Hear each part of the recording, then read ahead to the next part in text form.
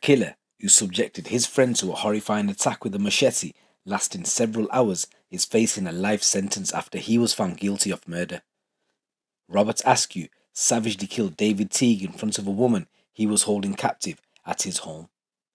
A court heard Askew subjected Mr. Teague to prolonged violence after becoming convinced he wanted to steal his cannabis plants following an adverse reaction to taking drugs. When Mr. Teague and his partner's daughter, Chloe Richardson, went to Askew's home, he suddenly turned nasty after snorting cocaine. Jurors at Newcastle Crown Court were told he then held the pair against their will and caused multiple injuries to Mr. Teague, which led to his death. Askew has now been found guilty of murdering the 33-year-old and falsely imprisoning and assaulting Chloe on Saturday, April the 24th, and he's going to be sentenced next week.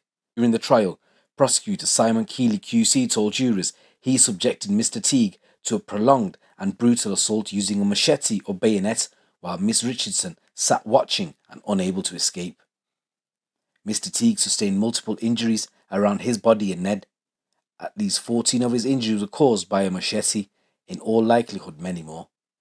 The court heard he was not only stabbed but punched, kicked or stamped and had multiple areas of bruising and 6 fractured ribs.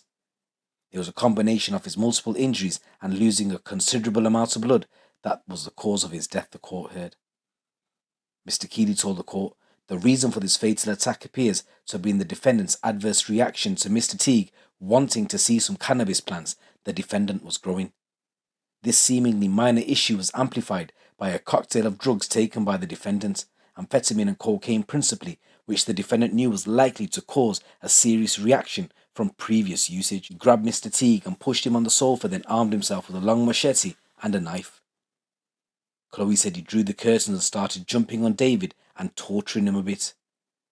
He is alleged to have said to Mr. Teague was going to get chopped up and to have removed a door handle, put Chloe in a chair in the corner, pushed a large table towards her to prevent her from leaving, and removed the battery from her phone.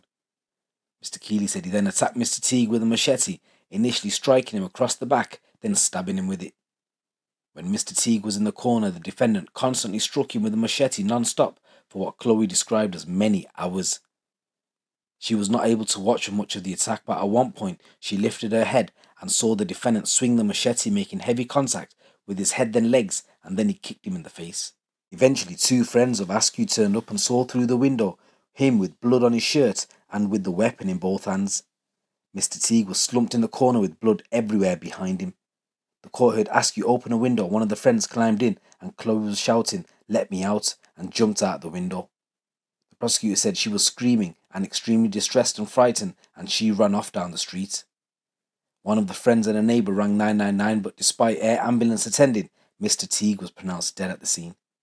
A post-mortem revealed he had 60 external injuries to his neck, head, trunk, arms and legs, caused by chopping or slashing movements. Chief Inspector Nicola Lawrence of Durham Police said, "Although nothing can bring David back, I hope this verdict will provide some comfort to David's family and friends, knowing that justice has been served. This was a tragic and a completely unnecessary loss of life." Now, in Askew's words, he had told police he had fought with Mr. Teague, including when he noticed a small amount of skunk cannabis was missing and claimed he was trying to steal his cannabis plants. He said he didn't intend to kill him and was defending himself. And later he told a support worker at prison, "No fucking way is anyone getting hands on my plants. They don't realise who I am." He said he slashed him several times to stop him taking the plants, but he said he didn't mean to kill him.